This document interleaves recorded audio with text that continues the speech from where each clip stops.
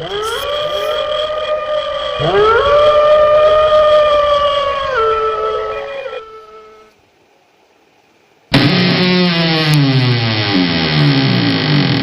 my friends, welcome to my YouTube channel. Please subscribe my channel and press the bell icon button. जय श्री राम। आज मैं आपके साथ एक स्टोरी शेयर कर रही हूँ। पहली स्टोरी ये है जुमेन की।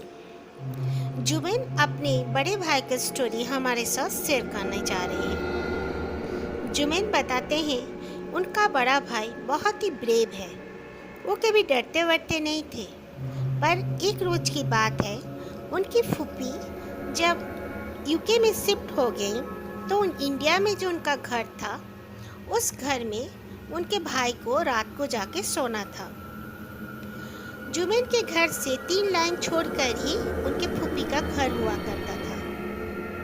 उनके सारे सामान सब कुछ वहीं पे पड़ा हुआ था, तो उस घर में जाकर जुमेन के बड़े भाई को सोना था। वो चले गए। डिनर करने के बाद वो फूफी के घर सोने के लिए चले गए। वो घर रेंट आउट के लिए भी रखा हुआ था कि कोई आए तो वहाँ पे रेंट में रह जाए, या अगर सेल हो जाएगा तो सेल हो जाए। इस तरीके से वो घर को रखा हुआ था। जुमेन के बड़े भाई का नाम है आसिफ। वो जाके सो गए रात को। उनके कुछ फ्रेंड्स उनके साथ गए। बहुत गप्पे सप्पे मार के उसके बाद 1:30 बजे के करीब उनके बड़े भाई के जो फ्रेंड्स लोग चले गए। उनको बाय करके, और उनके भाई को नींद आ रही थी तो वो सो गए। सोने के बाद देखते हैं वो घर ground floor and first floor 2 story का घर था। 2 फ्लोर से बना हुए थे। तो उनका भाई ग्राउंड फ्लोर में सोए हुए थे। वो फर्स्ट फ्लोर में जैसे कोई चल फिर रहा है, उनके ऐसे आवाज़ें आने लगी। फिर कोई सामान भी घसीट रहा है, कोई किचन का बर्तन छेड़ रहा है। इस तरह आवाज़ उनको बाकायदा मुसलसल आने लगी। उनको बहुत डिस्टर्बेंस हुआ, तो वो सोचे कि मैं देख लेता हूँ। इस वक्त रात के बाद कोई नहीं है मेरे अलावा इस घर में, फिर ऐसा कौन कर रहा है। जब वो उठकर जाने के लिए तैयार हुए तो देख रहे उनका जो डोर था, अपने वो जिस रूम में सोए हुए थे, वो डोर भी कोई नॉक कर रहा है। तब उनको बहुत डर लगा। डर लगने की वजह से उन्होंने आयतुल कुर्सी पढ़ना शुरू कर दिया, और वो बेड पर आ गए और जोर जोर से आयतुल कुर्सी पढ़ने लगे। उसके बाद आयतुल कुर्सी पढ़ते पढ़ते उनको कब नींद आ गई पता नहीं। फिर वो उठ के जब देखे तो सुबह हो चुकी थी। वो जल्दी से अपने घर चले गए और अपने पेरेंट्स को ये बात बताया। पर उनके पेरेंट्स ने इतना ध्यान नहीं दिया। उन्होंने कहा कि अकेला घर है और इसीलिए डर गया होगा, कोई नहीं है। फिर वो अपना ब्रेकफास्ट करके कॉलेज चले गए। दूसरे दिन उसके मॉम ने कहा कि जाओ, तुम्हें तो सोना होगा। तो क्योंकि उनकी फूफी बार बार फ़ोन करके बताती थी कि हमारे घर कोई कला मत छोड़ो, वो सब सामान है, वो घर रेंट के लिए नहीं तो सेल आउट के लिए हमने छोड़ के रखा है। तो फिर से आसिफ भैया को जाना पड़ा सोने के लिए। वो तैयार नहीं हो रहे थे, लेकिन मजबूरी के कारण उनको जाना पड़ा। फिर उसके कई फ्रेंड्स उसके साथ थे। उसके बाद फिर से फ्रेंड्स चले गए अपने अपने घर, और वो सोने के लिए चले गए। उन्होंने अपने रूम में जब सोने के लिए गए ही थे लॉक करके, तो उनके रूम में किसी ने नॉक किया। उनको बहुत गुस्सा भी आया और डर भी लगा। उन्होंने बाकायदा रूम को खोल दिया। खोल के बाहर निकल के देखे तो देखने जो फर्स्ट फ्लोर जाने वाली जो उनके घर पे स्टेयर था, उस स्टेयर में एक औरत बैठी हुई है, काफ़ी काली सी, काले कपड़ों में। ऊपर में वो लाइट भी ऑन रखे थे, क्योंकि वो घर में कोई नहीं था। वो पूरी तरह उस औरत को देख पा रहे थे। उनको बहुत ज़ोर से डर लगा। डर लगने के बाद वो फिर से जोर जोर से आयतुल कुर्सी पढ़ने लगे। उसके बाद अपने कमरे में आ गए और दरवाज़ा को बंद कर लिया। सारी रात उन्हें नींद नहीं आई। उसी तरह सामान घसीटने की आवाज़ें आने लगी। ऊपर से कोई चल रहा है, फिर रहा है, आवाज़ आने लगी, उनके दरवाजे भी नॉक होने लगे। फिर ज़ोर ज़ोर से आयतल कुर्सी पढ़ने के बाद थोड़ा सा कम हुआ, और जब सुबह भी ठीक से नहीं हुआ था, अंधेरा टाइप का ही था, वो दौड़ के बाहर आ गए। आने के बाद दरवाज़ा बंद करके अपने घर चले गए और उन्होंने कहा मैं नहीं जाऊंगा। उनके मम्मी पापा बोले कि ऐसे कैसे हो सकता है, तुम्हारी फूफी लोग तो वहीं पे रहते थे, ऐसा अगर कुछ होता तो वो कैसे रह पाती। फिर उन्होंने सोचा कि ठीक है, चलो एक फ्रेंड को मैं कन्विंस करता हूँ अपने साथ सोने के लिए। तो उन्होंने अपने एक दोस्त को कहा कि तुम मेरे साथ सोएगा। तो वो दोस्त बोले कि नहीं, मेरे मॉम डैड तो सोने नहीं देंगे बाहर, रात तक घर में पहुंच जाना ज़रूरी होता है। तो उनका एक कज़िन हुआ करता था वहीं पे सामने, वो भी रहते थे। उस कज़िन को उन्होंने फ़ोन करके बुलाया और कहा कि मेरे साथ आ जा, पुप्पी के घर हम लोग रात को सो जाते हैं। तो वो लोग सो गए दोनों। सोने के बाद ठीक रात के 2 बजे के करीब जैसे किसी का चीखने का आवाज़ आ रहा था, बहुत ज़ोर ज़ोर से। तो आसिफ उठ के बैठ के वो देख रहे हैं कि उनका जो कज़िन उनके साथ सोया हुआ था वो उठकर दीवारों के पास खड़ा होकर चीख रहा है और अपने सर को ज़ोर ज़ोर से पटक रहा है। ये देखकर तो वो बहुत ज़ोर से डर गए आसिफ, और वो भी उनका नाम कॉल करके बहुत ज़ोर से चिल्लाए। जब उनका नाम उन्होंने आसिफ ने कॉल किया तो वो उनके तरफ देखकर बेहोश हो गए। फिर आसिफ उनके पास जाकर जल्दी से उनके मुंह में पानी उन्हें छिड़का तो वो होश में आए। आने के बाद उन्होंने पूछा कि क्या हुआ था तुम्हारे साथ। तो वो बोले कि मुझे कुछ नहीं मालूम, मैं तो सो रहा था, मुझे क्या हुआ था मुझे कुछ नहीं मालूम, मुझे एकदम अच्छा नहीं लग रहा है। फिर देख रहे तो उनका शरीर पूरा तप रहा था। बोला मैं यहाँ नहीं रह सकता, चलो घर चलो। फिर दोनों जल्दी से बाहर निकल आए। तो वॉचमैन भी खड़ा हुआ था। वो बोला कि क्या बात है, आप लोग इतने रात को कहाँ जा रहे? तो उन्होंने अपनी बात बताई। तो वॉचमैन भी उनके साथ हो लिए और उनको उनके घर में तक छोड़ के आ गए। तो उनके पेरेंट्स उसके बाद उनकी फूफी से कह दिया कि नहीं सॉरी, तुम्हारे घर पे ऐसे ऐसे हो रहा है, ये दोनों सोए थे फिर भी ऐसे हुआ। फिर उनके पेरेंट्स बिलीव भी करने लगे क्योंकि उनके कज़िन के साथ भी ऐसा हुआ बोलकर। तो फिर दोबारा वो वहाँ पर सोने नहीं गए।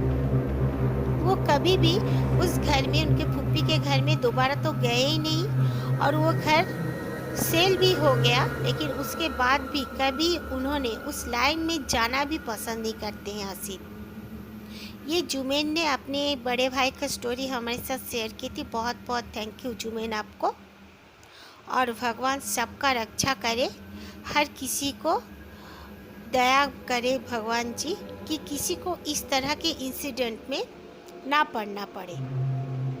ये सेकंड स्टोरी है जॉन की। जॉन जो फ्रॉम गोवा। जॉन बताते हैं कि उनका घर जहाँ पर है गोवा में, गोवा बहुत ही एक छोटा प्लेस है, वो ज़्यादा बड़ा सिटी नहीं है। तो गोवा में जिस जगह पे जॉन का घर है बहुत ही कम आबादी वहाँ पर है। जॉन वहाँ पे बहुत ही मज़े से रहते हैं। उनका एक शॉप है, वो रोज़ सुबह शॉप में चले जाते हैं और रात को अपने घर में रिटर्न आ जाते हैं।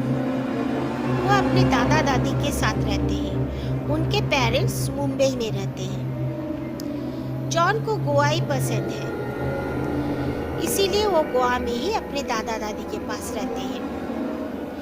उनके दादा और वो रोज़ सुबह दुकान चले जाते थे, उसके बाद रात को लौट आते थे। एक रोज़ की बात है, बहुत ठंड की मौसम थी तो उनके दादा की तबीयत थोड़ी सी नाजुक हो गई। उनके दादा दुकान नहीं गए उस दिन। जॉन अकेले चले गया। जाने के बाद अचानक से ठंड का मौसम होने के बावजूद अचानक से बारिश होने लगी। तो जॉन बारिश में रिटर्न कैसे आए, बाइक पर आना था, इसीलिए वो बारिश रुकने की थोड़ा सा वेट करने लगे। वेट करते करते करीब करीब 11 बज चुका था।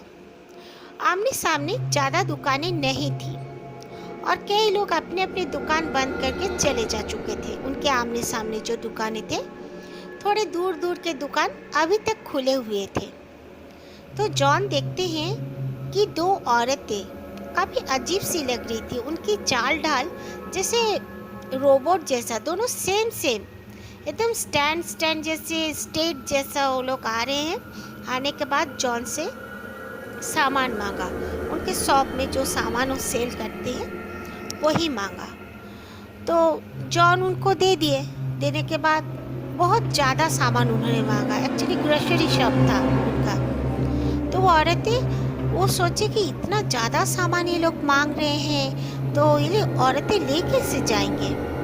तो उन्होंने कहा कि आपके साथ कोई जेंट्स है। तो उन्होंने कहा नहीं, हमारे साथ जेंट्स तो कोई नहीं है, हम दोनों ही ले जाएंगे सामान। तो जॉन पैक करके दे दिए उन दोनों को। देने के बाद जॉन देखते हैं और हाँ, और एक बात सॉरी मैं बोलना भूल गई। जॉन ने कहा जितना कॉस्ट है उतना, तो उन दोनों ने वो सब कुछ नहीं सुना। बस जॉन को अपने हाथ से मुट्ठी भर के बहुत ज़्यादा ही पैसे दे दिए। तो जॉन ने ऐसे पैसे लेकर जब वो हिसाब करने लगे तो उनके हिसाब से उनका वो पैसा काफ़ी ज़्यादा था। सामान के हिसाब से काफ़ी सामान लिए थे। करीब करीब वो लोग 6,000 जैसे 6,000 का सामान ले चुके थे, लेकिन उन्होंने उसे 15,000 जैसा पैसा दे दिए थे। तो जॉन ठीक पैसा को गिनती करके ज़्यादा पैसा को निकाल के उनको देंगे सोचकर वो दुकान से निकल रहे थे। देख रहे कि वो दोनों औरतें जो थीं, खाली एक प्लॉट था उनके दुकान के आगे रोड पार करके, वो प्लॉट में दोनों के ही गायब हो गए। ये देखकर जॉन तो बहुत डर गए। वो डर के मारे अपने दुकान में वापस आ गए। आकर वो थर-थर काँपने लगे। उसके बाद उन्होंने सोचा नहीं, यहाँ रहना मेरे लिए ठीक नहीं होगा। वो जल्दी से जितना पैसा उनके हिसाब से था अपना लॉकर में घुसाए और बाकी का पैसा उन्होंने ऊपर ही रख दिया और घर चले गए। उन्होंने जाकर अपने दादा दादी को ये बात बताई। तो वो दादा ने कहा कि हाँ, ऐसा दो औरतें आती हैं और काफ़ी बार मुझे भी इस तरह पैसा दे के जाती हैं, लेकिन पैसा कभी वो लोग रिटर्न नहीं लेते। उनके दादाजी रिटर्न देना चाहने से भी दोनों ने कभी मांगा तो नहीं, और देने के लिए अगर उनके दादाजी ऑफ़र किए कि आपका ज़्यादा पैसा दे दिए हो तो, लेकिन वो लोग मना कर दिए। इसीलिए बोलते थे कि आप जितना भी लिए हो रिटर्न देने का कोई ज़रूरत नहीं है, आप लोग रख लो, हमें दोबारा मत बोलना। इसीलिए उनके दादाजी ने कभी नहीं बोला, और उनके दादाजी एक दूसरे ही बॉक्स में उनका दिया हुआ पैसा को जमाते हैं, कभी खर्च भी नहीं किए थे। तो जॉन को भी उन्होंने वही हिदायत दी कि कुछ मत कहना, बस वो पैसा को उस तरह रख देना। फिर जॉन भी आइंदा वैसे ही करेंगे सोच लिया, लेकिन जॉन कभी भी उतने रात तक अपने शॉप में रहते ही नहीं थे। अगर उनको कुछ प्रॉब्लम हो भी जाता था तो जॉन बताते हैं कि अपना शॉप वो बंद करके अपने एक दोस्त के शॉप में जाके बैठ जाया करते थे। ओके, थैंक यू जॉन, आपने गोवा से अपनी ये स्टोरी शेयर किया हमसे, बहुत बहुत थैंक यू। फ्रेंड्स, आप भी अपना स्टोरी मेरे साथ शेयर करें। मैं हर लिसनर के साथ आपकी स्टोरी शेयर किया करूँगी, और मेरी ये स्टोरीज़ अगर आपको पसंद आए तो प्लीज़ लाइक कर देना, शेयर कर देना। जय श्री राम।